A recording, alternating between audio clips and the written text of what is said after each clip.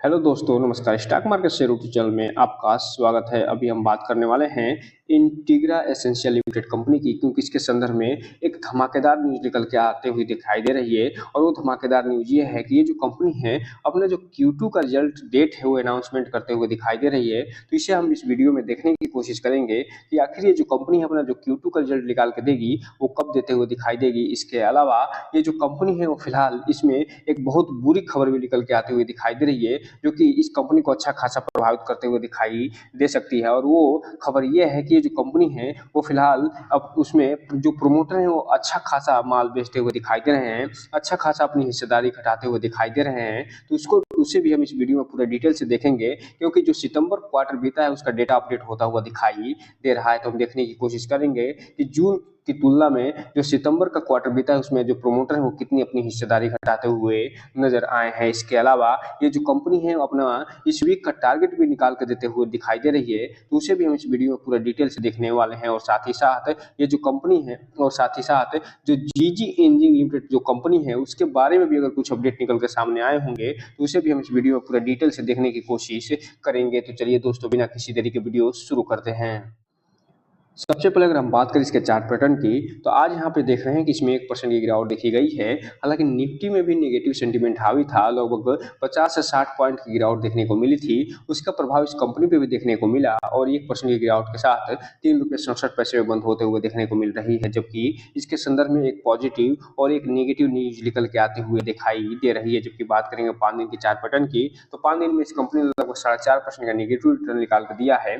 एक महीने की बात करेंगे तो 10% के आसपास का नेगेटिव रिटर्न, 6 महीने की बात करेंगे तो लगभग 18.5% 19% का पॉजिटिव रिटर्न। जबकि ये टेल डेट की बात करेंगे तो 1% का पॉजिटिव रिटर्न निकाल के देता हुआ नजर आएगा। जबकि बात करेंगे आप एक साल के चार्ट पैटर्न की, तो एक साल में कंपनी जो है 23 से 24% का रिटर्न निकाल के दे चुकी है। क्योंकि बात करेंगे मैक्सिमम चार्ट पैटर्न की, तो ये जो कंपनी जब से लिस्ट हुई है तब से लेके, अर्थात ये जो कंपनी लिस्ट हुई थी 2022 में 0.81 पैसे पे, तब से लेकर अभी तक 350% का रिटर्न निकाल के अपने शेयर होल्डर को दे चुकी है। और ये जो कंपनी जिस क्षेत्र में काम करती है वो है रोटी, कपड़ा और मकान, अर्थात ये जो एफएमसीजी क्षेत्र में काम करती है और साथ ही साथ क्लोथिंग क्षेत्र में भी काम करते हुए दिखाई देती है। और इसके अलावा जो इंफ्रास्ट्रक्चर के क्षेत्र में भी काम करते हुए दिखाई देती है। और अभी हाल ही में एक और क्षेत्र में एंट्री लेते हुए दिखाई दी है, वो है एनर्जी का क्षेत्र। तो इस हिसाब से आप कह सकते हैं कि जो एसेंशियल गुड्स होते हैं उस सब में ये कंपनी अपने आप को एंट्री लेते हुए देखने को मिल रही है। तो अगर बात करें कि इसमें से जो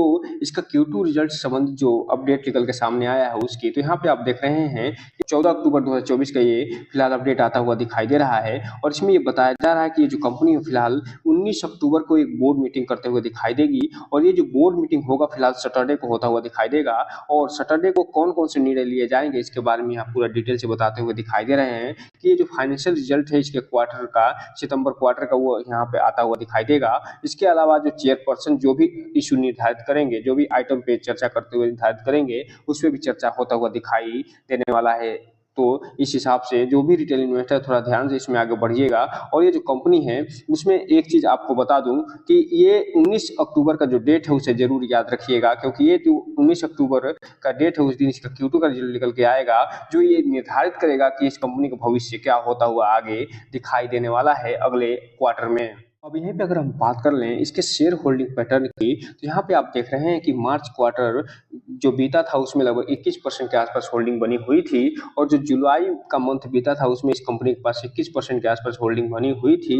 लेकिन क्वार्टर दर क्वार्टर जब बात करेंगे तो यहाँ पे आप देख रहे हैं कि इसमें अच्छी खासी गिरावट दिखाई दे रही है जुलाई की तुलना में। और 21% से घट प्रमोटर की जो होल्डिंग है वो 16 पॉइंट होता हुआ दिखाई दे रहा है, अर्थात लगभग इसमें 5% की गिरावट देखने को मिल रही है। और किसी भी कंपनी में अगर 5% की होल्डिंग प्रमोटर द्वारा कम की जाती है तो ये मान के चला जाता है कि इसका जो Q2 का रिजल्ट निकल के सामने आएगा उसमें कुछ बहुत बड़ा होता हुआ दिखाई दे सकता है।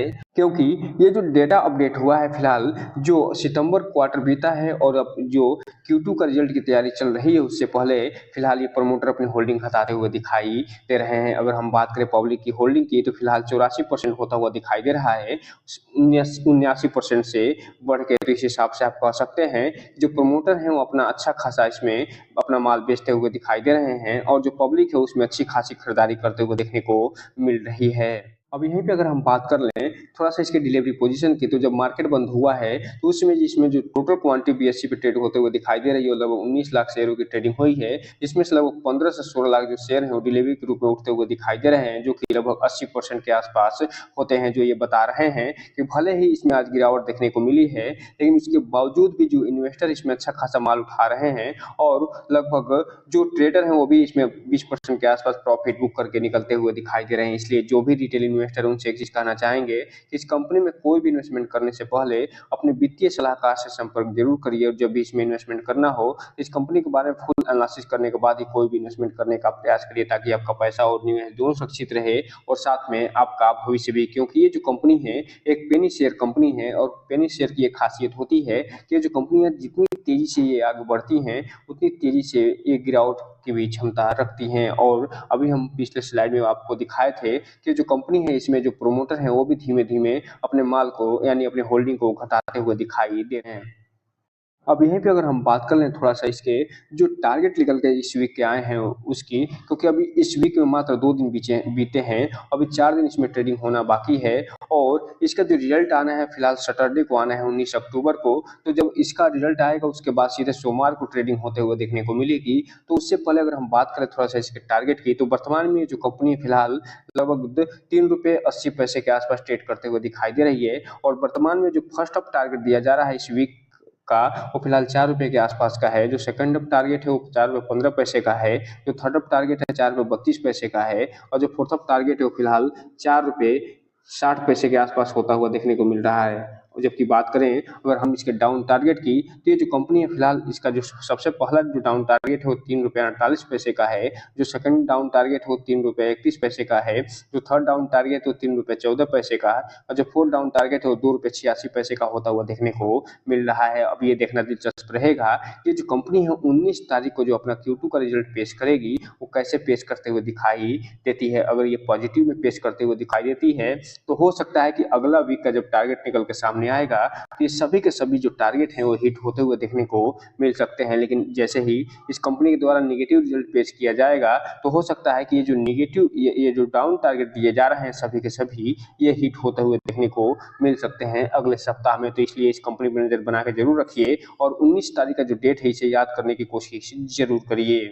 बात करें थोड़ा-सा जीजी इनिंग लिमिटेड कंपनी की, तो यहाँ पे आप देख रहे हैं कि आज मार्केट में नेगेटिव सेंटीमेंट के कारण इस कंपनी पे भी प्रभाव पड़ने देखने को मिला है और 1% की गिरावट के साथ ₹1.82 पे बंद होते हुए देखने को मिल रही है। अब हम थोड़ा-सा बात कर लेंगे क्या इसमें कुछ अनाउंसमेंट या न्यूज़ निकल के सामने आता हुआ दिखाई दिया है या नहीं? तो फिलहाल इसमें कोई भी अनाउंसमेंट या न्यूज़ निकल के आता हुआ दिखाई नहीं दिया है। जो लास्ट न्यूज़ निकल के आया था वो 14 तारीख को आया था, जो कि इसके सर्टिफिकेट से होता हुआ देखने को मिला था। इसके अलावा अगर हम बात कर लें इसके शेयर होल्डिंग पैटर्न में क्या कुछ बदलाव देखने को मिल रहा है, तो फिलहाल इसके शेयर होल्डिंग पैटर्न में भी मामूली सी गिरावट देखने को मिल रही है और मार्च 2024 में जहां 1.97 के आसपास प्रमोटर होल्डिंग बनी हुई थी, और जून 2024 के क्वार्टर में फिलहाल ये 1.71 पे पहुंचते हुए दिखाई दी और अभी ये घट के सितंबर 2024 के क्वार्टर में 1.26 के आसपास पहुंचते हुए देखने को मिल रही है। तो इस हिसाब से आप कह सकते हैं कि जितनी भी प्रमोटर होल्डिंग बनी हुई है उसमें लगातार गिरावट देखने को मिल रही है और जो पब्लिक होल्डिंग है उसमें लगातार बढ़ोतरी देखने को मिल रही है। इसलिए जो भी रिटेल इन्वेस्टर थोड़ा सा ध्यान से इसके होल्डिंग को देखिए और इस कंपनी को भी देखने का प्रयास करिए। अब हम अगर बात कर लें इसके डिलीवरी पोजीशन की, तो यहाँ पे आप देख रहे हैं कि 15 अक्टूबर का डेट पड़ा हुआ है और इसमें जो टोटल क्वांटिटी ट्रेड होते हुए दिखाई दे रही है वो 32,77,000 शेयरों की टोटल क्वांटिटी ट्रेड हुई है, जिसमें से लगभग 21.5 लाख के आसपास जो शेयर हैं डिलीवरी के रूप में उठते हुए दिखाई दे रहे हैं, जो कि लगभग 65 से 66% के आसपास होते हैं। जो ये बता रहे हैं कि ये जो कंपनी है भले इसमें गिरावट देखी जा रही है और प्रमोटर अपनी लगातार हिस्सेदारी कम करते हुए दिखाई दे रहे हैं, उसके बावजूद भी इसमें लगभग 66% के आसपास की होल्डिंग उठाते हुए दिखाई दे रहे हैं डिलीवरी के रूप में। इसलिए जो भी रिटेल इन्वेस्टर थोड़ा ध्यान से इसमें आगे बढ़ने की कोशिश करिएगा, क्योंकि ये जो कंपनी है एक पेनी शेयर है। तो दोस्तों ये रहा आज का वीडियो। इस चैनल को लाइक करें, सब्सक्राइब करें और बेल आइकन हिट करना तो बिल्कुल न भूलें, ताकि नए वीडियो के जो अपडेट्स आपको ऐसे समय पे मिलता रहे। जय हिंद दोस्तों।